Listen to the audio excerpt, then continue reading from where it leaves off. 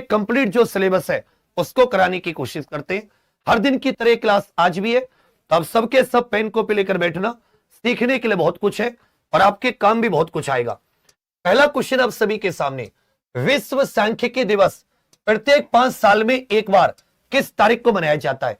देखिए, इस विश्व सांख्यिकी दिवस की खास बात क्या है कि प्रत्येक 5 साल में एक बार आता है।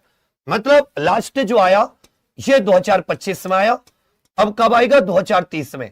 तो बाकी तो हर साल आती है, हर साल 5 साल में एक बार। अगर राष्ट्रीय सांख्यिकी दिवस की बात करता, राष्ट्रीय सांख्यिकी दिवस, तो ये 29 जून हो जाता। राष्ट्रीय सांख्यिकी दिवस कब हो जाता? 29 जून। लेकिन अब से विश्व सांख्यिकी दिवस की बात कर रहा है, यह 20 अक्टूबर आपका बिल्कुल सही है। तो फिर से सुन लीजिए, विश्व सांख्यिकी दिवस प्रत्येक 5 साल में 20 अक्टूबर को, जबकि राष्ट्रीय सांख्यिकी दिवस यह 29 जून को मनाया जाता है। संयुक्त राष्ट्र द्वारा अंतरराष्ट्रीय मातृभाषा दिवस यह प्रत्येक वर्ष कब मनाया जाता है? इंटरनेशनल मदर टंग भी कह सकते हो, अंतरराष्ट्रीय मातृभाषा दिवस भी कह सकते हो, अंतरराष्ट्रीय मातृभाषा दिवस भी कह सकते हो। सबके सब गुड इवनिंग, इधर फोकस करते हुए जय हिंद। सबके सब इधर ध्यान देते हुए चलिए कि कोई साथ देना दे तू चलना सीख ले, हर आग से हो जा वाकिफ तू जलना सीख ले। तो सबके सब उत्तर दीजिए। देखिए, 10 जनवरी को विश्व हिंदी दिवस या अंतरराष्ट्रीय हिंदी दिवस, विश्व हिंदी दिवस या अंतरराष्ट्रीय हिंदी दिवस। 14 सितंबर राष्ट्रीय हिंदी दिवस, 14 सितंबर राष्ट्रीय हिंदी दिवस या केवल हिंदी दिवस। 21 फरवरी को प्रत्येक वर्ष, 21 फरवरी को प्रत्येक वर्ष अंतरराष्ट्रीय मातृभाषा दिवस, अंतरराष्ट्रीय मातृभाषा दिवस 21 फरवरी बिल्कुल सही है। विश्व महासागर दिवस यह कब मनाया जाता है? वर्ल्ड ओशन डे यह प्रत्येक वर्ष कब मनाया जाता है? देखिए, 1 दिसंबर को यह एड्स दिवस हो जाता है, 16 अक्टूबर को ओजोन संरक्षण दिवस हो जाता है, 22 मार्च को यह जल दिवस हो जाता है। प्रत्येक वर्ष 8 जून को यह विश्व महासागर दिवस, 8 जून को विश्व महासागर। The God of small things के लिए बुकर पुरस्कार जीतने वाली पहली भारतीय महिला। अभी तक 3 भारतीय नागरिकों को, और हम लोग भारतीय नागरिक की बात करें तो एक चीज अच्छे से याद रखिएगा, 3 भारतीय नागरिकों को यह बुकर प्राइज मिल चुका है। कितने भारतीय नागरिकों को? 3। पहली 1997 अरुंधति रॉय को गॉड ऑफ स्मॉल थिंग्स के लिए, फिर 2006 में इनहेरिटेंस ऑफ लॉस के लिए किरण देसाई को, जबकि 2008 में व्हाइट टाइगर के लिए अरविंद अडिगा, व्हाइट टाइगर के लिए अरविंद अडिगा। 3 ही भारतीय हैं जिनको मेन बुकर प्राइज मिला है। तो यहां पर अरुंधति रॉय को गॉड ऑफ स्मॉल थिंग्स के लिए, गॉड ऑफ,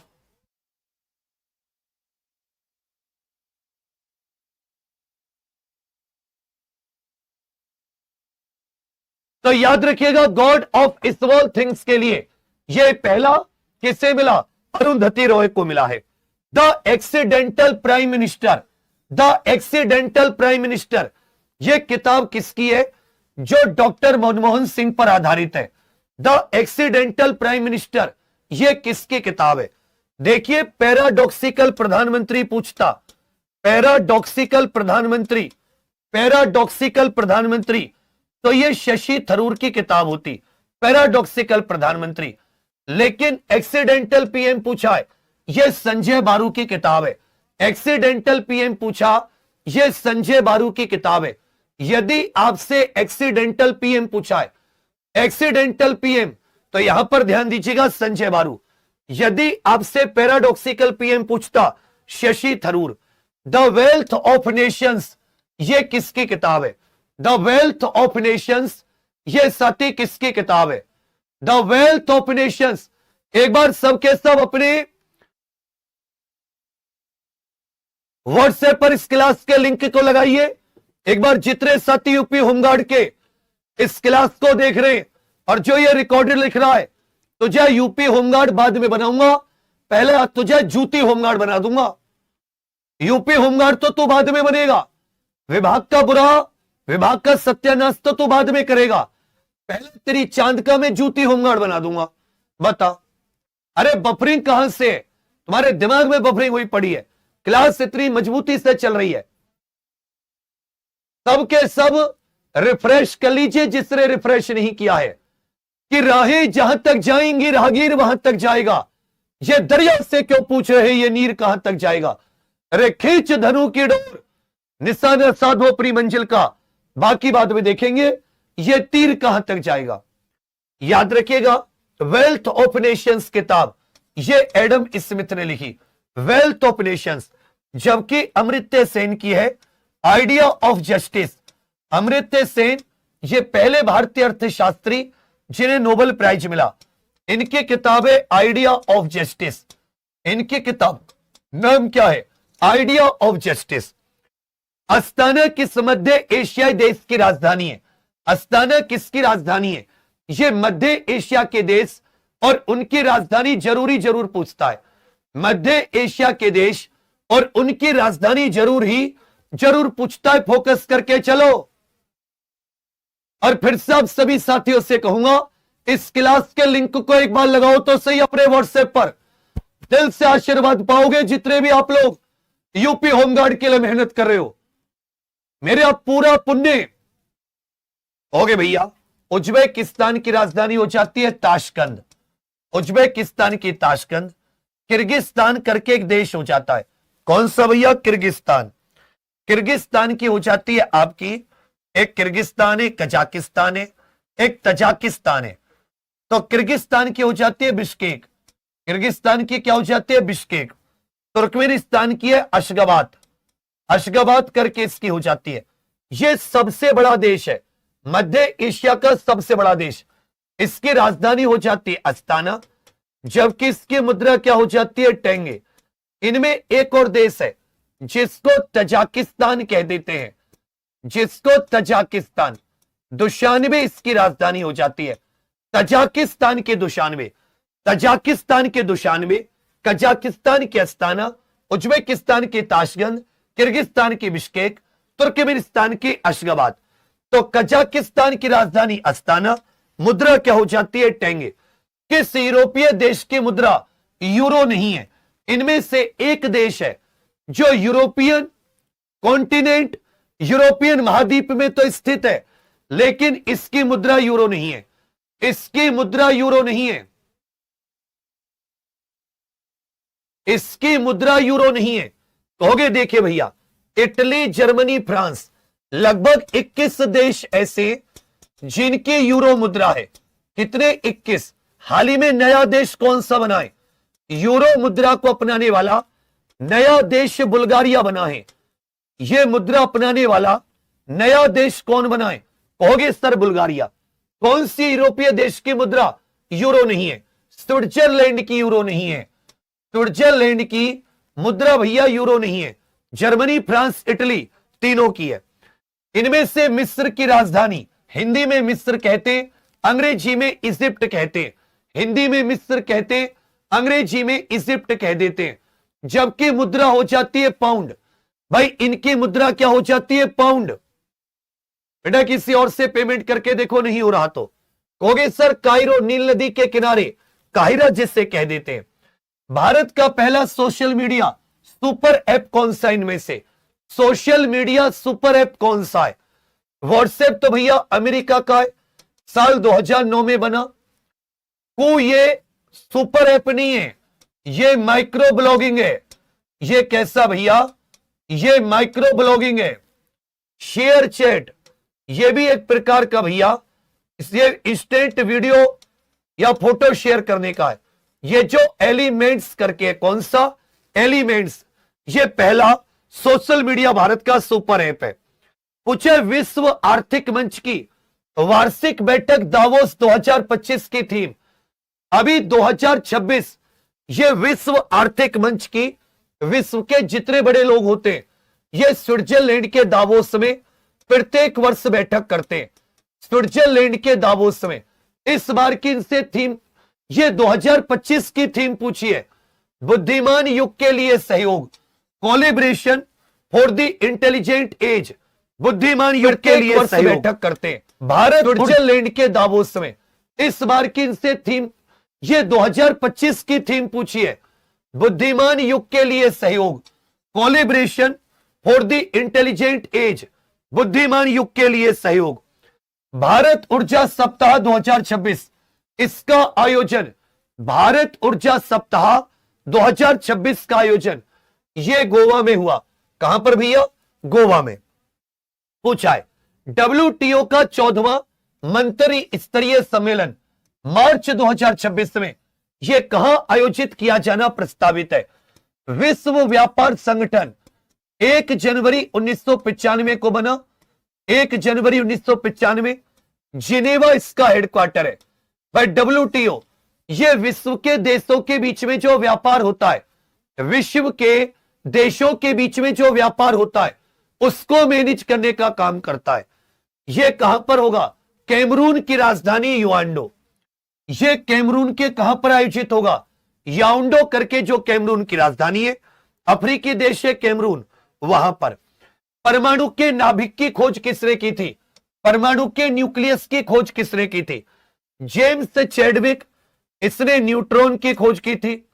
जे थॉमसन ने इलेक्ट्रॉन की खोज की थी। जे थॉमसन इलेक्ट्रॉन का खोज करता। भाई जे थॉमसन किसका खोज करता है?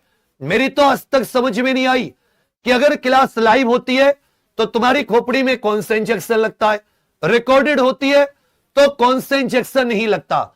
एक मेन होता है मैटर, कि क्या हम लोग उस मैटर को पढ़ रहे, समझ रहे। आप जानते हो कि यह व्यक्ति अभी एसआई का एग्जाम है, उस पर भी लगा हुआ है, फिर भी मैं अपने हर प्रकार से कोशिश करके तुम्हारे लिए खड़ा होता हूं, हर दिन आता हूं। पता नहीं तुम्हें कौन सा इंजेक्शन नहीं मिल पाता। जो बुद्धिहीन होते हैं ना, बुद्धिहीन, उनके पास सब कुछ सोचने का समय होता है। जो कुछ जीवन में करना चाहते, आगे निकलना चाहते, उनके पास मेहनत के अलावा कोई ऑप्शन नहीं होता। या तुम्हारे पास दुनिया में कोई और दूसरा ऑप्शन है? अर्नेस्ट रदरफोर्ड, ई रदरफोर्ड, अगर ई रदरफोर्ड आ जाए तो नाभिक। अगर डेनियल रदरफोर्ड पूछो कि इसने किसकी खोज की थी, अब बताओ, अब नहीं बताओगे उत्तर कि डेनियल रदरफोर्ड ने, इसका उत्तर बताइए, हजारों बार कर चुके। डेनियल रदरफोर्ड ने यह किसका खोज की थी? किसकी खोज की थी? कहोगे सर डेनियल रदरफोर्ड ने यह नाइट्रोजन की खोज की थी। डेनियल रदरफोर्ड ने नाइट्रोजन की खोज। कंफ्यूज मत हो जाना, परमाणु का नाभिक अर्नेस्ट रदरफोर्ड, जबकि नाइट्रोजन का खोज करता डेनियल रदरफोर्ड। रितेश, तेरा R for Ritesh, R for रोने लगेगा तू और भूल जाएगा R फॉर रिकॉर्डेड होती है। तेरी चांद को अगर मैंने पीट पीट के 36 सेंटीमीटर ऊंचा ना कर दिया, 3 फुट की दीवार बन जाएगी चांद की जगह। और अभी तू बनना चाह रहा यूपी होमगार्ड, घना तुझे बना दूं मैं जूती होमगार्ड। क्लास को डिस्टर्ब मत कर। पूछा राष्ट्रीय मानवाधिकार आयोग यह किस प्रकार की संस्था है? भाई इसका गठन मानवाधिकार संरक्षण अधिनियम, जिसे भारत की संसद ने बनाया, मानवाधिकार संरक्षण अधिनियम 1993, मानवाधिकार संरक्षण अधिनियम 1993 की धारा 3 के तहत। इसका गठन किसके तहत हुआ? संसद के बनाए कानून के तहत। भाई इसका संविधान में तो जिक्र है नहीं, यह गैर कानूनी भी नहीं है, निजी भी नहीं है। जो संसद के कानून से बनते हैं, किसके कानून से? संसद के कानून से, उनको संविधिक कहते हैं। और जो संविधान से, तो संवैधानिक, निक आ जाए तो संविधान का, और विधिक आ जाए ना हो तो भैया संसद आदि के कानून के द्वारा। तो ये एक संविधिक निकाय है। एक इसमें अध्यक्ष साहब होते,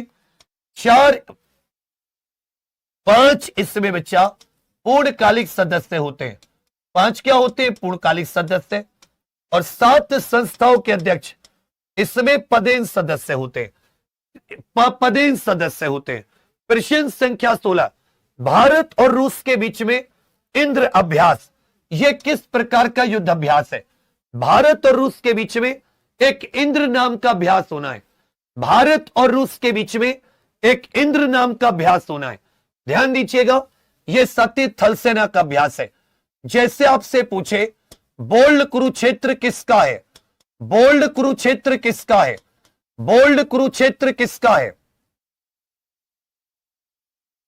बोल्ड कुरुक्षेत्र किसका है, मित्र शक्ति किसका है, बोल्ड कुरुक्षेत्र किसका है, मित्र शक्ति किसके बीच में, मित्र शक्ति भारत और श्रीलंका, भारत और श्रीलंका, मित्र शक्ति भारत और श्रीलंका। जबकि बोल्ड कुरुक्षेत्र भारत और सिंगापुर, बोल्ड कुरुक्षेत्र भारत और सिंगापुर। जबकि यह कैसा है, इंद्र। याद रखिएगा, द्विवार्षिक त्रिसेवा, ये तीनों की तीनों इंद्र एक्सरसाइज में तीनों की तीनों सेनाएं भाग लेती हैं। संसद को राज्य की सीमाओं में बदलने या नए राज्य बनाने का अधिकार। किस अनुच्छेद के तहत संसद नए राज्य बना सकती है, पुराने राज्यों की सीमाओं में परिवर्तन कर सकती है, पुराने राज्यों की सीमाओं में सरकार परिवर्तन कर सकती है। भारत राज्यों का संघ, इसमें साथ ही नए एरिया, नए क्षेत्रों को शामिल करना, जो मौजूदा राज्य हैं उनके क्षेत्र सीमा आदि में परिवर्तन करना, नाम बदलना, यह अनुच्छेद 3। संसद। कौन सी समिति पंचायत राज संस्थान से संबंधित नहीं है, इनमें से कौन सी एक कमेटी है जो पंचायती राज संस्थान से संबंधित नहीं है।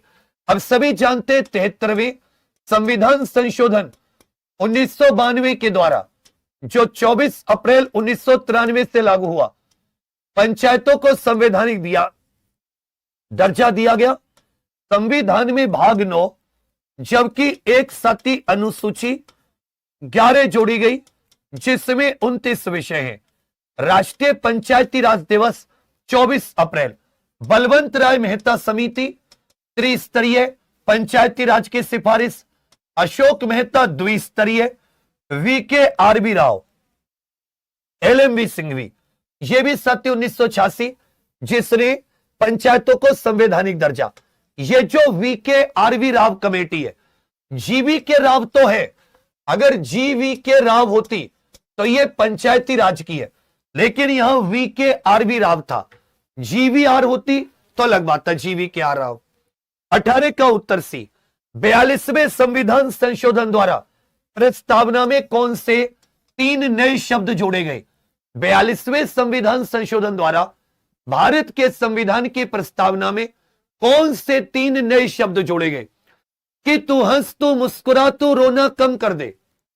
जैसे आप ओवर एज पे थे ना, यह आपका अंतिम प्रयास है, इसके अलावा अंधेरा ही नजर आता है, यह लास्ट मौका है सरकारी नौकरी पाने का। मैं फिर से कह रहा हूं, नौकरी तुम सब कर सकते हो, प्राइवेट दुनिया भर के काम, लेकिन सरकार जो शब्द लगेगा यह केवल 70-80 दिन है जो नाम के आगे सरकारी लगा सकते हो। इसमें मेहनत कर दो, क्योंकि अगर यहां से वापस हुए, तुम जानते हो अथाह काले अंधेरे के अलावा कुछ नहीं बचेगा। हर दिन पछताओगे जब प्राइवेट में दुर्गति होगी। समाजवादी पंथ निरपेक्ष अखंडता, समाजवादी पंथ निरपेक्ष अखंडता। राष्ट्रपति शासन अधिकतम कितनी अवधि तक लगाया जा सकता है। राष्ट्रपति शासन की अधिकतम अवधि कितनी हो सकती है। याद रखें बच्चा, 3 वर्ष। एनएचआरसी के अध्यक्ष का कार्यकाल कितने वर्ष का होता है। एनएचआरसी के अध्यक्ष का कार्यकाल, देखिए एक चीज आप बिल्कुल सभी समझते हैं, एनएचआरसी अभी मैंने बताया कितने अध्यक्ष, कितने पूर्णकालिक सदस्य, कितने अध्यक्ष, कितने पूर्णकालिक सदस्य, कितने अध्यक्ष, कितने पूर्णकालिक सदस्य हो गए भैया। एक अध्यक्ष, एक अध्यक्ष, 5 पूर्णकालिक सदस्य। अध्यक्ष सुप्रीम कोर्ट का को रिटायर्ड जज होना चाहिए। 3 वर्ष या 70 वर्ष, 3 वर्ष या 70 वर्ष, 3 वर्ष या 70 वर्ष। जबकि अगर यही सूचना आयोग होता 3 वर्ष या 65 वर्ष।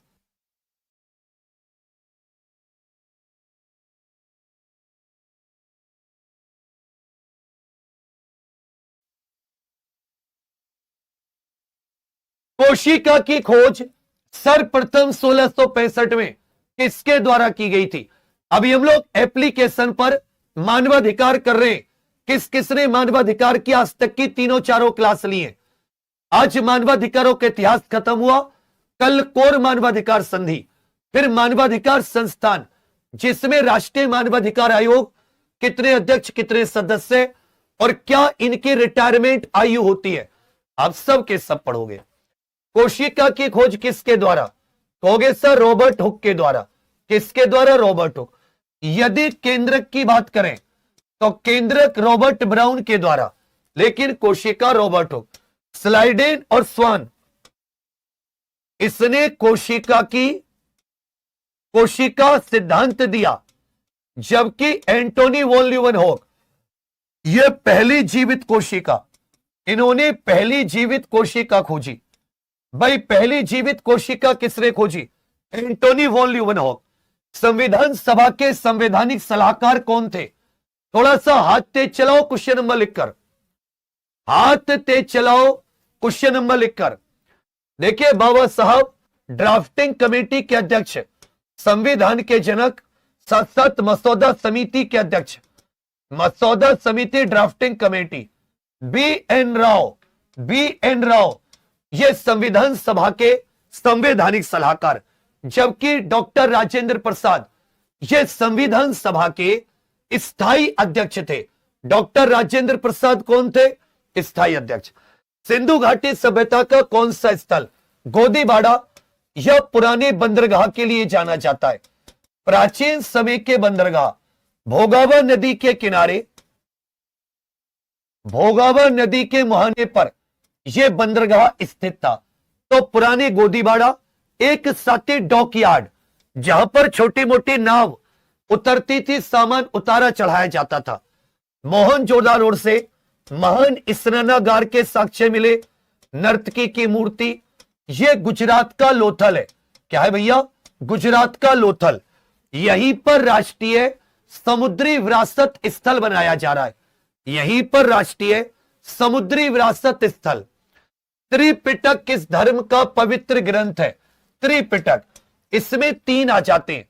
एक आ जाता है भगवान गौतम बुद्ध जी के उपदेश सुत्त पिटक, विनय पिटक जिसमें बौद्ध भिक्षुओं के आचार विचार के नियम, और तीसरा हो जाता है बौद्ध धर्म दर्शन अभिधम्म पिटक। त्रिपिटक का अर्थ होता है 3 टोकरी, यह बौद्ध धर्म से संबंधित पवित्र ग्रंथ है, बौद्ध धर्म से। अभी कितने आप में से ऐसे जो एग्जाम पर ऑफिशियल एप्लीकेशन पर 9 फरवरी सोमवार से जो कंप्लीट टॉपिक वाइज रिवीजन शुरू कर रहे हैं, और केवल 1 रुपए में। ये टॉपिक वाइज रिवीजन कितने में? केवल और केवल 1 रुपए में। जो भी नहीं जुड़े सबके सब साथी तुरंत एग्जाम पर ऑफिशियल एप्लीकेशन पर जाकर ज्वाइन कर लो। और जिसने फ्लिपकार्ट से कैश ऑन डिलीवरी ये प्रैक्टिस बुक नहीं मंगाई है, ये मात्र 149 रुपए में 6000 प्लस क्वेश्चन है, सारे के सारे टॉपिक वाइज। जब कोई चीज हाथ में रहती है तो उसे अंडरलाइन करते हुए बहुत पढ़ने में आसानी होती है। ये होमगार्ड में बहुत मदद करेगी, कम से कम 40-50 क्वेश्चंस में। तो अब इस क्लास के बाद में जाके ही फ्लिपकार्ट से ऑर्डर कर देना। भारतीय संविधान का कौन सा अनुच्छेद जीवन के अधिकार से, इनमें से कौन सा जीवन का अधिकार? भाई अनुच्छेद 14 विधि का समान संरक्षण, विधि का समान संरक्षण। 19 में अभिव्यक्ति आदि की ये 5-6 प्रकार की स्वतंत्रता। 17 में अस्पृश्यता का अंत। अनुच्छेद 21 जीवन और व्यक्तिगत स्वतंत्रता। ध्वनि की तीव्रता किस पर निर्भर करती है? ध्वनि कितनी तेज होगी, कितनी स्लो, ये इनमें से किस पर निर्भर करती है? ये आयाम पर निर्भर करती है।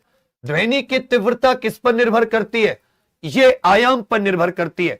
जबकि ध्वनि की पिच जो होती है ये फ्रीक्वेंसी पर निर्भर करती है।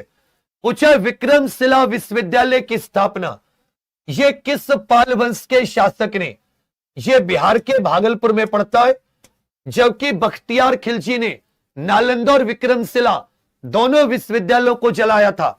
स्थापना की बात है धर्मपाल के द्वारा। विक्रमशिला विश्वविद्यालय धर्मपाल, इलाहाबाद स्तंभ शिलालेख, जिसको प्रयाग प्रशस्ति भी कहते हैं, यह किस राजा से संबंधित? संस्कृत भाषा में कवि हरिसेन के द्वारा यह समुद्रगुप्त से संबंधित है। भारत में बाल श्रम निषेध अधिनियम कब आया और कौन सा अनुच्छेद 14 वर्ष से कम आयु के बालकों के जो हानिकारक उद्योग हैं उनमें काम करने पर प्रतिबंध लगाता है कि 14 वर्ष से कम आयु के बालक हानिकारक उद्योग में काम नहीं कर सकते। अनुच्छेद 24 1986 में, याद रखेगा, बाल श्रम निषेध, जबकि प्रत्येक वर्ष 12 जून को बाल श्रम निषेध दिवस मनाया जाता है। 12 जून बाल श्रम निषेध दिवस। सापेक्षता का सिद्धांत किसने दिया? परंतु इन्हें फिजिक्स में जो नोबेल मिला है वो फोटो इलेक्ट्रिक प्रभाव के लिए मिला। इन्हें नोबेल किस प्रभाव के लिए मिला है? नोबेल इन्हें फोटो इलेक्ट्रिक प्रभाव के लिए। सन 1921 में इस वैज्ञानिक को नोबेल प्राइज भी मिला है फिजिक्स का, लेकिन फोटो इलेक्ट्रिक इफेक्ट के लिए। इन्होंने थ्योरी ऑफ रिलेटिविटी भी दी है, अल्बर्ट आइंस्टीन। सिरके में कौन सा अम्ल पाया जाता है? इनमें से बच्चा सिरका में। एक बार अब मेरे जितने छोटे भाई बहन दिल से मानते हैं, इस क्लास के लिंक को अपने व्हाट्सएप पे लगाकर 6200 चलने बाबू, इसे 7000 क्रॉस कर दीजिए।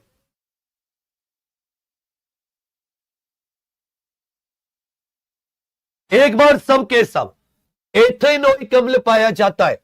इसको बच्चा एथेनोइक अम्ल भी कह देते हैं, इसे सिरका का अम्ल भी कह देते हैं।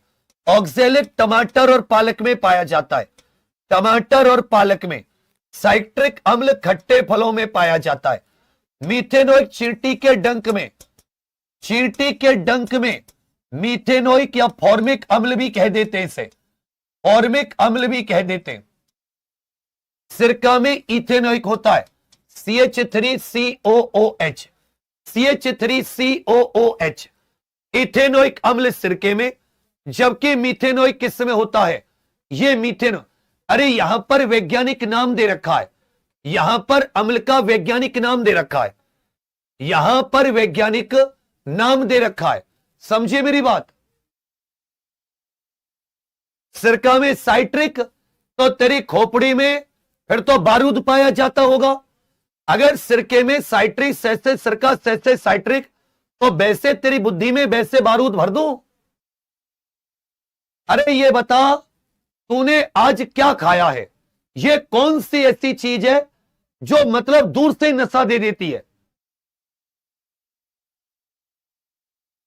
अंतरराष्ट्रीय उत्तर दक्षिण परिवहन गलियारा, सती international south north south transport corridor, Bharat और रूस के अलावा इसमें तीसरा संस्थापक देश, भारत और रूस के अलावा इसमें ईरान।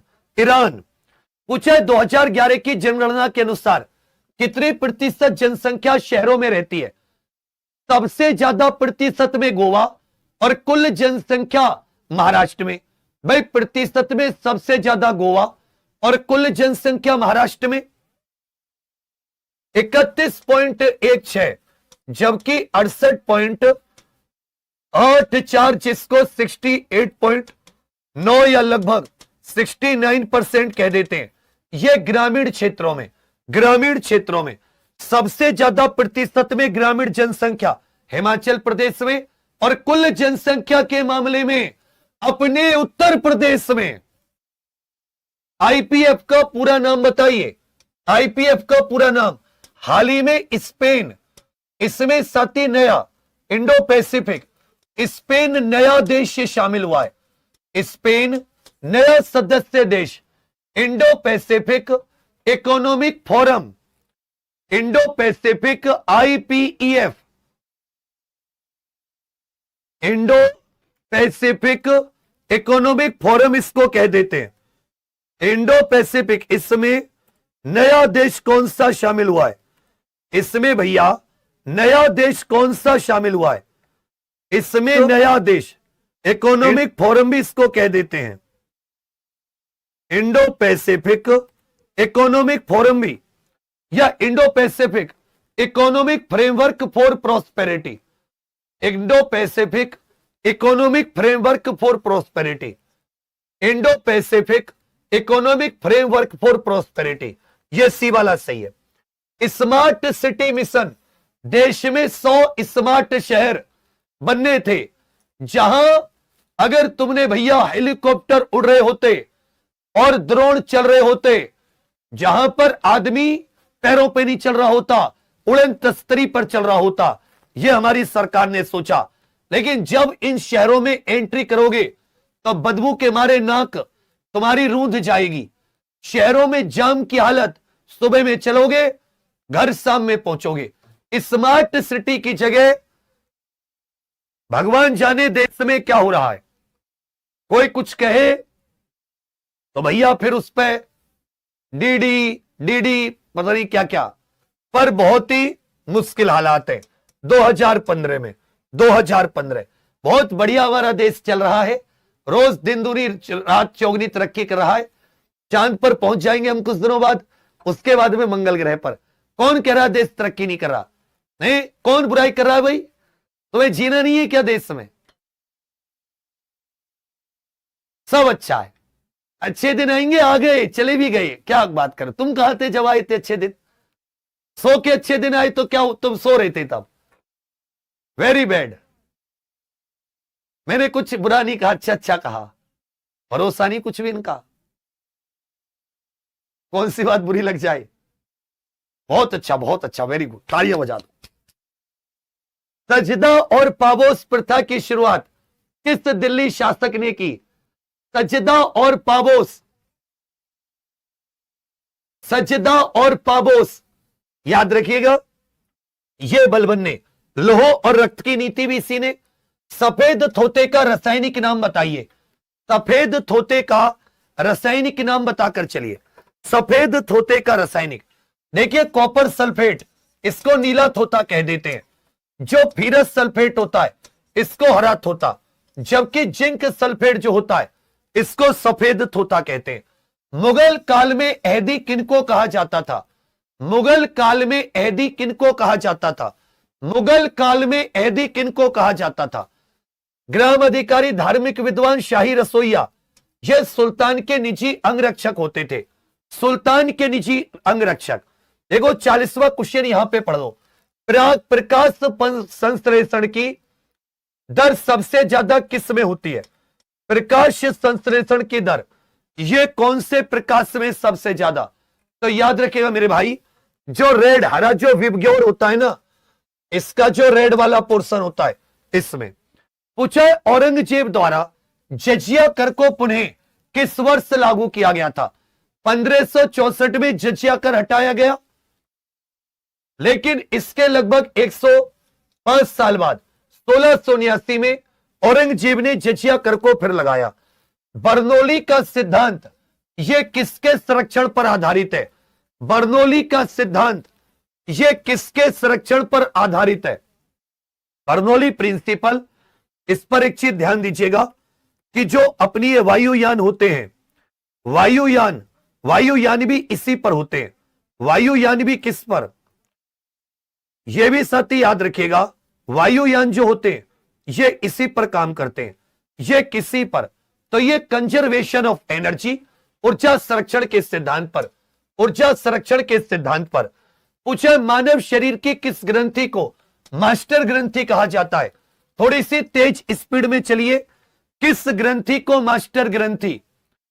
तो जो पिट्यूटरी ग्लैंड होती है इसको साथी मास्टर ग्रंथि कहते हैं। TIFR, Tata institute of fundamental research, यहीं पर कॉटन कॉरपोरेशन ऑफ इंडिया है, यहीं पर बार्क स्थित है, यहीं पर काला घोड़ा कला उत्सव भी मनाया जाता है, यहीं पर काला घोड़ा कला उत्सव भी मनाया जाता है, यहीं पर काला घोड़ा कला उत्सव। याद रखिएगा कहां पर है? यह मुंबई में स्थित है। सत्येंद्र नाथ बोस राष्ट्रीय बुनियादी विज्ञान केंद्र, मोस्ट इंपोर्टेंट है।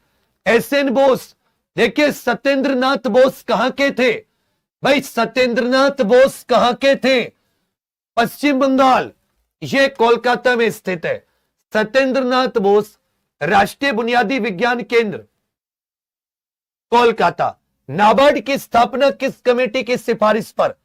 1982 में, इसका हेडक्वार्टर कहां पर है? Mumbai. National bank for agriculture and rural development, राष्ट्रीय कृषि एवं ग्रामीण विकास, ये केवल कृषि के लिए ही लोन नहीं देता, बल्कि ग्रामीण क्षेत्रों में विकास के लिए, सड़क आदि बनाने के लिए भी लोन देता है भाई। नाबार्ड सेवारामन कमेटी की सिफारिश पर, सेवारामन कमेटी की सिफारिश पर एफएसएसएआई की स्थापना यह किस वर्ष के अधिनियम के तहत की गई थी? Food safety and standard authority of India, यह भारत में खाने पीने के मानक तय करती है। देखिए 6674 चल रहे हैं, एक बार थोड़ा सा सबके सब आप जान लगाओगे तो पक्का हम लोग 7000 पार चले जाएंगे। एक बार सबके सब मेरे छोटे भाई बहन इस क्लास को अपने अपने व्हाट्सएप पर शेयर कर दें, और 30 नंबर की सुबह की करंट तो नहीं भूल रहे ना? ऐसा तो नहीं है कि तुम सुबह की करंट भूल जा रहे हो? बिल्कुल भी मत भूलना। हो गए सर 2006 में पूछा, संयुक्त राष्ट्र के किस अंग को विश्व की लघु संसद कहा जाता है? विश्व की मिनी पार्लियामेंट लघु संसद कहते, क्योंकि यहां संयुक्त राष्ट्र के जितने देश हैं इसमें सबके सब शामिल होते हैं। संयुक्त राष्ट्र महासभा, संयुक्त राष्ट्र महासभा की पहली महिला, पहली भारतीय अध्यक्ष बताइए। संयुक्त राष्ट्र महासभा की पहली महिला अथवा पहली भारतीय अध्यक्ष। 400 की कमी है 7000 में। एक बार सबके सब खींचकर शेयर करना, सबके सब इस क्लास के लिंक को मारो एक बार। अच्छा अनीता शाबाश बेटी। कहोगे भैया लियोन 1923 में international criminal police organisation, Bharat में इसका जो पॉइंट है वो सीबीआई है, फ्रांस में लियोन, फ्रांस। प्रश्न संख्या 50, G20 की स्थापना कब हुई थी? G20 की स्थापना 2025 में G20 का समिट या शिखर सम्मेलन, तो G20 का समिट या शिखर सम्मेलन ये दक्षिण अफ्रीका के जोहान्सबर्ग में हुआ, दक्षिण अफ्रीका के जोहान्सबर्ग। जबकि स्थापना 1999, स्थापना 1999। भूमि की नाप करने वाला विभाग बताइए, इनमें से कौन सा विभाग है जो उत्तर प्रदेश में भूमि का मापन करता है? कल रात जो अपनी 9 बजे वाली क्लास होती है ना, ये वाली यूपी होमगार्ड की, इसमें मैंने आप लोगों के लिए ये जो अपने स्पेशल जी के टॉपिक होते हैं उत्तर प्रदेश में राजस्व, वाणिज्य, व्यापार, इसकी एक बहुत अच्छी सी क्लास लगाई है। क्या कहते हो, लगा दूं एक क्लास? वीक में अगर स्पेशल जी के टॉपिक हो जाते पूरी आत्मा सा प्रसन्न हो जाती है। यह राजस्व विभाग का काम है। उत्तर प्रदेश राजस्व संहिता इसी के तहत मापन होता है। उत्तर प्रदेश राजस्व संहिता 2006, उत्तर प्रदेश राजस्व संहिता। तहसील स्तर पर सरकारी कामकाज का सर्वोच्च अधिकारी कौन होता है? तहसील लेवल पर इसको तहसील का हेड भी कह सकते हो। इसे तहसील का हेड 7000 कर दो, लगा दूंगा। कुछ तुम्हारा फायदा कुछ मेरा फायदा। और मन मन में रिपीट, जितनी चीजें बोर्ड पर बोलता हूं उन्हें मन मन में रिपीट किया करो। जो साथी 1 रुपए के अंतिम ये प्रैक्टिस बैच है, ये छूट गया टॉपिक वाइज, फिर कहीं ऐसी प्रैक्टिस नहीं मिलेगी। दुनिया में भटक लो, जो कंटेंट एग्जाम्पल देगा जीके का होमगार्ड के लिए अगले 7000 जन्म में भी नहीं मिलेगा। अभी तो तुम्हें लग रहा है पता नहीं क्या, जितने भरोसा कर रहे हो ना तुम, शांति से पढ़ते रहो। 41,000 के 3-4 गुना बच्चे मेरे पास, तुम्हें भनक भी नहीं लगेगी, तुम्हारा रिजल्ट आ जाएगा। देखो, सरकारी कामकाज का सर्वोच्च अधिकारी तहसील का हेड, यह बच्चा एसडीएम होता है। तहसील का हेड तहसीलदार बोलते हैं राजस्व में, लेकिन जो मुखिया होता है, जो सर्वोच्च अधिकारी की बात है, तो हेड हमेशा एसडीएम होता है, सब डिविजनल मजिस्ट्रेट। प्रश्न संख्या 53, राजा टोडरमल भूलेख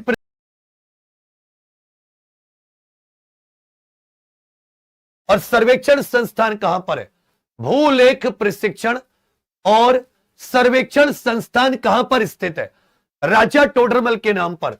ये उत्तर प्रदेश के हरदोई में, उत्तर प्रदेश में कितने पुलिस जोन है? थोड़ा सा और तेजी से उत्तर दीजिए। देखिए 18 रेंज, 8 पुलिस जोन, 18 रेंज। पहला पुलिस संग्रहालय ये कहां पर है भाई? पहला पुलिस संग्रहालय, पहला पुलिस म्यूजियम ये उत्तर प्रदेश के गाजियाबाद में। पुलिस कमिश्नरेट प्रणाली ये सबसे पहले किन शहरों में, 2020 में सबसे पहले किन शहरों में आई?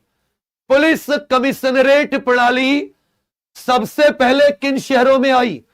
अभी 7 शहरों में हो गए भैया। सबसे पहले लखनऊ और गौतम बुद्ध नगर। लोकायुक्त का कार्यकाल कितने साल का है? उत्तर प्रदेश में लोकायुक्त का कार्यकाल, पहले बच्चा 8 साल हुआ करता था, फिर इसमें संशोधन हो गया पिछले साल, अब मात्र 5 वर्ष है। ब्लॉक स्तर पर विकास योजनाओं को लागू करने की जिम्मेदारी किसकी है? और उत्तर प्रदेश में कितने विकास खंड हैं? उत्तर प्रदेश को कितने डेवलपमेंट ब्लॉक में बांटा गया है? कितने विकास खंडों में? 8 वर्ष पहले होता था, अब 5 वर्ष है, अब 5 वर्ष है। हो गए सर 826 विकास खंड, और ये ब्लॉक डेवलपमेंट ऑफिसर की होती है जिम्मेदारी। वनों की कटाई से क्या होता है? वन अधिनियम बताइए, भारत में वन अधिनियम कब आया? वन संरक्षण अधिनियम कब आया है? वन संरक्षण अधिनियम। कहोगे सर वर्षा में वृद्धि क्यों होगी? वर्षा तो कम हो जाएगी, ऑक्सीजन भी कम। वनों की कटाई से प्रदूषण बढ़ेगा, मृदा अपरदन, जो सॉइल इरोजन है, मृदा का अपरदन बढ़ जाएगा। वन अधिनियम 1927, वन संरक्षण 1980। चिपको आंदोलन किससे संबंधित है? सन 1973, सन 1973 में, सन 1973 सुंदरलाल बहुगुणा और चंडी प्रसाद भट्ट के नेतृत्व में, सुंदरलाल बहुगुणा और चंडी प्रसाद भट्ट के नेतृत्व में यह साथी वन संरक्षण से संबंधित है, पेड़ों को बचाने से संबंधित है। कौन सी जीव मिट्टी को उपजाऊ बनाता है? इसको किसान का दोस्त भी कहते हैं। इनमें से कौन सा जीव? क्योंकि ये मिट्टी के अंदर घर बनाता है, तो ये साथी मिट्टी के अंदर वायु पास हो जाती है, पेड़ों की जड़ों को वायु मिल जाती है। केचुआ अर्थवॉर्म। भारत का क्षेत्रफल विश्व के कुल भौगोलिक क्षेत्रफल का कितना % है? और भारत में पानी का प्रतिशत बताइए, भारत में पानी का प्रतिशत बताइए कितना? भारत में कितना प्रतिशत पानी है? भारत में कितना प्रतिशत पानी? हो गए भैया, देखिए 2.4% क्षेत्रफल, 7वीं रैंक है, जब पानी मात्र 4% है। प्राइमरी सेक्टर, इनमें से साथी अर्थव्यवस्था के प्राथमिक क्षेत्र में क्या शामिल है? इनमें से कौन सा अर्थव्यवस्था का प्राथमिक क्षेत्र है? यह अभी भी सबसे ज्यादा नौकरियां देता है, लेकिन देश की अर्थव्यवस्था में इसका सबसे कम। एक कह रहा लाइफ टाइम बैच ले लिया, कुछ गिफ्ट दे दो, किडनी निकाल ले मेरी, आजा किडनी ले ले, 2 है, 1 तू ले ले, फिर भी बचेगी। ओ नेगेटिव किडनी है, किडनी निकाल ले मेरी। खाई बाबू। बैंकिंग, कहोगे सर सेवा क्षेत्र, सेवा क्षेत्र, कृषि और कृषि से संबंधित, विनिर्माण ये द्वितीयक या माध्यमिक क्षेत्र, सेकेंडरी। परिवहन ये भी सेवा अथवा तृतीयक क्षेत्र, सेवा अथवा तृतीयक। बैंक में रेपो रेट का अर्थ क्या होता है? बैंकिंग के क्षेत्र में रेपो रेट का अर्थ क्या होता है? बैंकिंग के क्षेत्र में बता रहे बच्चा, रेपो रेट क्या होता है? अरे जिस रेट पर आरबीआई बैंकों को लोन देता है कम समय के लिए, आरबीआई जिस रेट पर लोन देता है उसे रेपो रेट कहते हैं। अर्थशास्त्र का जनक किसको कहा जाता है? अर्थशास्त्र का पापा, फादर ऑफ अर्थशास्त्र। कहोगे भैया, ये एडम स्मिथ को कहा जाता है। भारत में जीडीपी गणना का आधार क्या है? अभी साथी अगले साल से जीडीपी बेस ईयर बदल जाएगी। जीडीपी के लिए न्यू बेस ईयर जो है वो बदल जाएगी। समझिए मेरी बात। 27 फरवरी 2026 से 27 फरवरी 2026 से 2022-23, पहले तो 2011-12, लेकिन 27 फरवरी 2026 को जो नई आएंगे उसमें जीडीपी की जो बेस ईयर है वो 2022-23 हो गई है। 2022-23 भारत के किस राज्य की सबसे लंबी तटरेखा है? भारत के किस राज्य की सबसे लंबी तटरेखा है? भारत के किस राज्य की? याद रखिएगा, गुजरात की सबसे लंबी। सबसे ऊंचा बांध बताइए।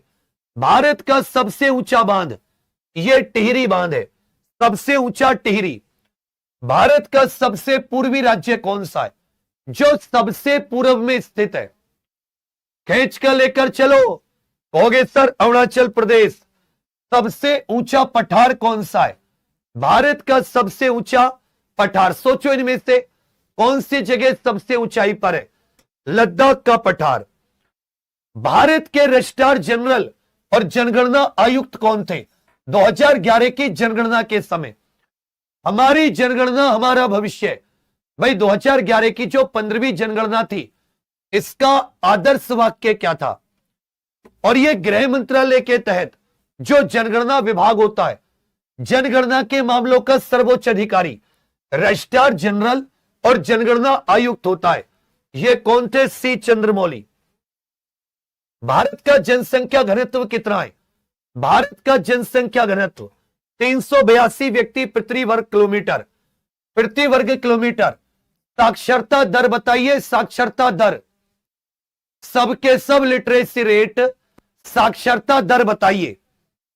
कहोगे 74.04, जिसमें मेल की 82.14%, फीमेल की 65.46%। सबसे ज्यादा साक्षरता केरल। यह बताइए नियमित जनगणना, दशकीय जनगणना की शुरुआत, पहली समकालिक, पहली नियमित जनगणना पूछा है यह 1881 रिपन के समय पर। प्रवासी भारतीय दिवस 9 जनवरी को कहां पर? प्रवासी भारतीय दिवस प्रत्येक 2 साल में मनाया जाता है। प्रवासी भारतीय दिवस कहोगे उड़ीसा के भुवनेश्वर। उड़ीसा। देखिए जब आप एग्जाम पर ऑफिशियल एप्लीकेशन के पेड कोर्स में जाओगे तो वहीं पर 9 फरवरी से शुरू हो रहा है ये यूपी होमगार्ड के लिए टॉपिक वाइज रिवीजन करो या मरो प्रैक्टिस बैच। 9 फरवरी सोमवार, उसके बाद में एक दिन के लिए भी नहीं खोलूंगा। बहुत हो गया तुम्हारा ड्रामा, नहीं पढ़ना मत पढ़ो। और एक बात आप सबके सब जरूर सुनो, ये एग्जामपुर की होमगार्ड की प्रैक्टिस बुक है, टॉपिक वाइज प्रैक्टिस बुक। ठीक है, इसमें 6000 प्लस क्वेश्चन है टॉपिक वाइज, इसमें सारे के सारे प्रैक्टिस है, इतिहास के अलग, मानवाधिकार के अलग। तो इसका बहुत ज्यादा फायदा होगा। ये 30-40 नंबर का मटेरियल है। ये Exampur UP home guard practice search कर लेना, फ्लिपकार्ट से कैश ऑन डिलीवरी मंगा सकते हैं। चिंगारी ऐप का को फाउंडर पूछा है, चिंगारी ऐप का को फाउंडर कौन है? नाम निकाल लो। एलन मस्क, मार्क जुकरबर्ग का मतलब क्या होगा? सुमित घोष। गोल्डन क्रिसेंट ये किन देशों से संबंधित है? एक होता है गोल्डन ट्रायंगल, ये म्यांमार, लाओस, कंबोडिया, ये गोल्डन ट्रायंगल में आते हैं। जबकि साथ ही पाकिस्तान, अफगानिस्तान और ईरान ये गोल्डन क्रिसेंट। एटीएस की स्थापना सबसे पहले ये किस राज्य में की गई? उत्तर प्रदेश में एटीएस, एसटीएफ दोनों की स्थापना कीजिए। यूपी में एटीएस, एसटीएफ। एसटीएफ की स्थापना 1998, जबकि एटीएस के 2007। सबसे पहले महाराष्ट्र में एटीएस की स्थापना हुई थी। भारत पाकिस्तान सीमा की रक्षा कौन सा बल करता है? भारत पाकिस्तान सीमा की रक्षा कौन सा? आईटीबीपी भारत चीन, आईटीबीपी भारत चीन या भारत तिब्बत, बीएसएफ भारत पाकिस्तान भारत बांग्लादेश, एसएसबी भारत भूटान और भारत नेपाल। भारत भूटान और कहोगे सर भारत नेपाल।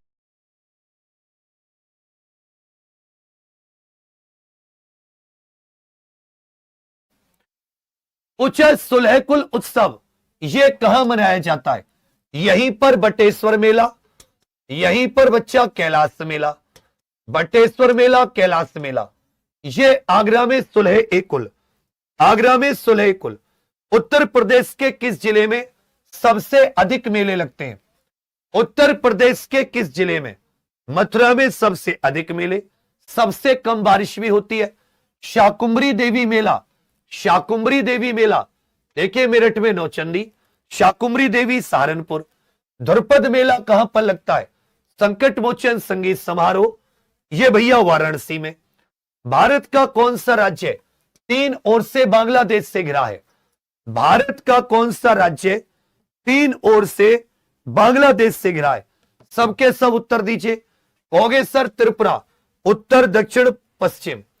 नक्सलवाद की शुरुआत 1967 के आसपास पश्चिम बंगाल के किस गांव से? यह दार्जिलिंग में स्थित है नक्सलवाड़ी गांव। लखनऊ घराने के, लखनऊ कथक घराने का संस्थापक, लखनऊ कथक घराने का संस्थापक ईश्वरी प्रसाद। संगीत का आगरा घराना, यह किस मुगल सम्राट के समय प्रमुख था? किस मुगल सम्राट? यह अकबर के समय पर। परिक्रमा मेला, यह भैया कहां पर लगता है? जिसको 88,000 ऋषियों की तपोभूमि भी कहते हैं, यह याद रखिएगा। नेमिषारण्य तीर्थ, सीतापुर। वखान गलियारा भारत और किस देश के बीच स्थित है? वखान गलियारा, यह अच्छे से याद रखिएगा, अफगानिस्तान और भारत। हालांकि वैसे यह पाकिस्तान और अफगानिस्तान, क्योंकि भारत का बहुत सारा हिस्सा यह पाकिस्तान ने कब्जा रखा है। पूछा है आयोजित अभ्यास अग्नि परीक्षा किस राज्य में? अग्नि परीक्षा नाम से यह अपने युद्ध की तैयारी को जांचने के लिए अरुणाचल प्रदेश में, ऐसे अग्नि ऐसे अरुणाचल प्रदेश। माउंट एकनगुआ, यह किस महाद्वीप की सबसे ऊंची चोटी है? माउंट एकनगुआ एशिया की, पूरे विश्व की एवरेस्ट, यूरोप की एल्ब्रुस, अफ्रीका की हो जाती है किलिमंजारो, दक्षिण अमेरिका की माउंट एकनगुआ। भारत का अपना माइक्रो ब्लॉगिंग ऐप, छोटे छोटे रियल टाइम अपडेट, भारत की अपनी स्वयं की माइक्रो ब्लॉगिंग ऐप, यह कू थी, बंद हो गई अब। भारत का वीडियो कॉन्फ्रेंसिंग ऐप, भारत का वीडियो कॉन्फ्रेंसिंग खुद का, से नमस्ते। आगा खान कप किससे संबंधित है? ये जितने भी साथी पुराने कप है, आगा खान, इससे मतलब बड़े बड़े राजा महाराजाओं के नाम, ये सब हॉकी से संबंधित है। फुटबॉल संतोष ट्रॉफी, बैडमिंटन कौबेर कप, सुधीरमन कप। पूछा ईडन गार्डन, यह क्रिकेट स्टेडियम कहां पर है? ईडन गार्डन यह कोलकाता में, ग्रीन पार्क कानपुर।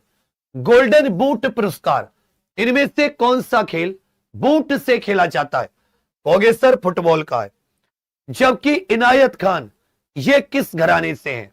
यह रामपुर सहसवान घराना, इनायत खान। पूछा भैया दलाई लामा को हाल ही में 68वें ग्रेमी पुरस्कारों में ग्रेमी अवार्ड किस कैटेगरी में मिला? इसमें याद रखिएगा स्पोकन, स्पोकन वर्ड एल्बम की कैटेगरी में। बांग्लादेश का राष्ट्रीय पशु, बांग्लादेश का राष्ट्रीय पशु royal Bengal tiger, royal Bengal tiger. सर्वाधिक साक्षरता वाला केंद्र शासित प्रदेश कौन सा है? 2011 की जनगणना के अनुसार सर्वाधिक साक्षरता वाला यह केंद्र शासित, सर्वाधिक साक्षरता वाला यह केंद्र शासित कौन सा है?